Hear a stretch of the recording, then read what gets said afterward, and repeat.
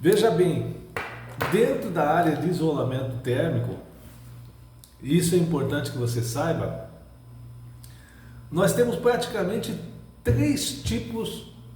Nós temos o isolante, que ele pode ser silicato de cálcio, ele pode ser lã de vidro, pode ser lã de rocha,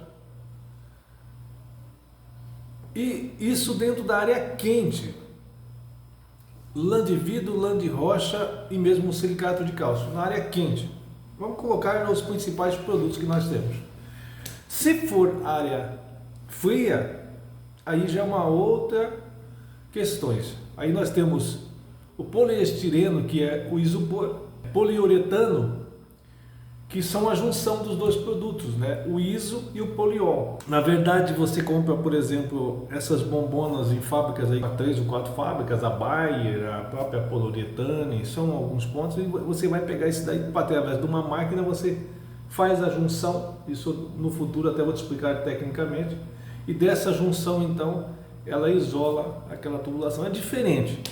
Quando você faz o isolamento frio, você coloca primeiramente o revestimento e aí fura, tem uns bicos próprios da máquina que ele injeta o produto já misturado, ele reage e surge o isolamento. Mas vamos deixar a parte fria para uma segunda etapa. Vamos concentrar na parte quente. Na parte quente nós temos os três tipos que eu estou falando, que são os principais. O material que é a lã de vidro, o material que é a lã de rocha e o material que é o silicato de cálcio. Lembrando que tecnicamente a gente fala de material rígido, que é o silicato de cálcio. Por quê? Porque ele é duro. Você não consegue nenhuma abrangência assim, ou seja, ele não fica, ele é duro, é uma pedra. Ali se você apertar, ele não vai ceder, ele não vai, né? Então ele é um material rígido. Já tanto a lã de rocha como a lã de vidro é chamado de material flexível, porque se você apertar ele afunda, né? Como se fosse um colchão. E aí vem a questão da densidade, também são características que você tem que ver. Por que densidade? Porque se ele é igual colchão, uma densidade maior, ele vai ter uma resistência maior. Se for uma densidade menor, você vai afundar, ele vai ceder porque ele tem uma resistência menor. Então toda essa questão nós estamos falando nesses três produtos que são lã de rocha, lã de vidro, silicato de cálcio. O silicato de cálcio ele é utilizado mais para indústrias estilo Petrobras, mesmo algumas indústrias grandes. Geralmente quando você está nesse tipo assim, uma indústria alimentícia ou mesmo assim estilo usinas de açúcar e álcool, essas empresas assim, elas preferem a utilização do material flexível, que seria lã de rocha ou lã de vidro. O silicato ele é utilizado nas petrolíferas e nas mineradoras em si, são mais utilizados essa parte do silicato, eles também têm uma abrangência maior. Na questão então, vamos deixar o silicato um pouco de lado e vamos focar então na questão do material flexível, lã de vidro e lã de rocha. Lã de vidro tem um problema, ela é feita de vidro e por ser feita de vidro, é uma demora muito grande na decomposição, então ela é prejudicial para o meio ambiente. E isso hoje, como essas indústrias elas estão numa adaptação muito grande, nesse sentido de focar o meio ambiente, sustentabilidade, todas essas situações, então elas vêm aos poucos trocando pela lã de rocha. O que existe, todos os níveis que tem de suportação de temperatura dentro do nicho da lã de vidro também existe na lã de rocha.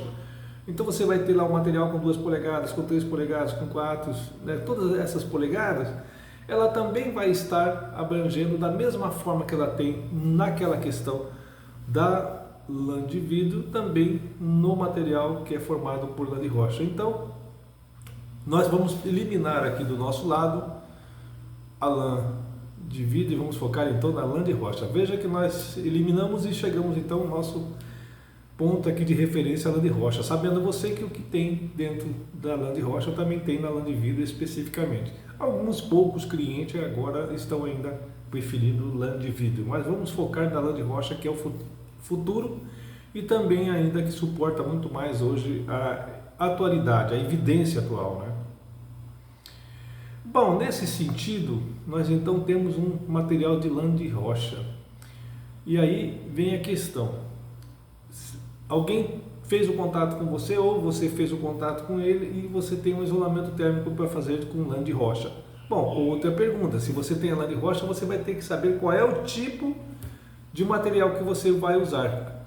E para isso você tem que saber geralmente a temperatura que vai ser utilizada, né? Ou se for um complexo maior, não é apenas um equipamento, porque você tem essa questão: você pode fazer isolamento das tubulações e você pode fazer o isolamento de equipamentos. Nós dividimos nessas duas classificações: tubulações e equipamentos. Vamos imaginar, por exemplo, que você vai fazer um isolamento térmico de tubulações. Certamente existe já essas temperaturas, tudo, mas você não precisa muitas das vezes falar assim: eu tenho que fazer os cálculos. É raro. Pode acontecer? Pode. Nós também temos um departamento técnico nosso que pode, numa situação, fazer uma avaliação técnica para saber alguns detalhes nesse sentido, mas na maioria das vezes eles nem te falam para você qual é a temperatura, nem você precisa saber disso. Eles já vão te passar para você que eles precisam isolar e já te passa para você o material que vai ser utilizado e te passa para você onde vai colocar esse material que já é utilizado. Então isso facilita bem. Então vamos supor que, por exemplo, que eles te passaram para você que você vai isolar uma tubulação de 8 polegadas, certo? Então você já sabe que a tubulação, que é aquela parte de ferro, ela é de 8 polegadas. Agora, qual é o material que você vai utilizar nessa tubulação? Então vamos aqui colocar como referência que você vai utilizar um material de 2 polegadas, certo? Então veja bem, a informação que te passaram para você: um isolamento térmico, lã de rocha, com 2 polegadas de espessura. Aí é você imaginar, bom, você vai pegar a tubulação de 8 polegadas e vai colocar a lã já em forma de... Você pode fazer de duas formas também. Você pode ter a manta, que no caso, se fosse uma tubulação, teria que ser manta porque você dobra ela, né? Como se fosse uma manta mesmo, um colchãozinho, um colchonete. Você vai pegar aquilo, vai colocar na tubulação de um lado e vai colocar de outro lado. E vai amarrar com arame ou então com a fita. Feito isso, depois você vai revestir ele com o alumínio. Então veja bem, quando você colocou esse isolamento de um lado e quando você colocou o isolamento do outro lado, esse isolamento do lado de cá tem 2 polegadas, esse isolamento de cá tem 2 polegadas e você tem uma tubulação com 8, então significa o quê? Significa que você já tem uma tubulação de quantas polegadas? 8, 9, 10, 11, 12. Então você já tem uma tubulação no geral de 12 polegadas. Se você vai isolar 12 polegadas, daí você tem que lembrar que o revestimento, ou seja, a chapa que vai cobrir tudo isso em termos de perímetro, ela vai ser baseada em 12 polegadas.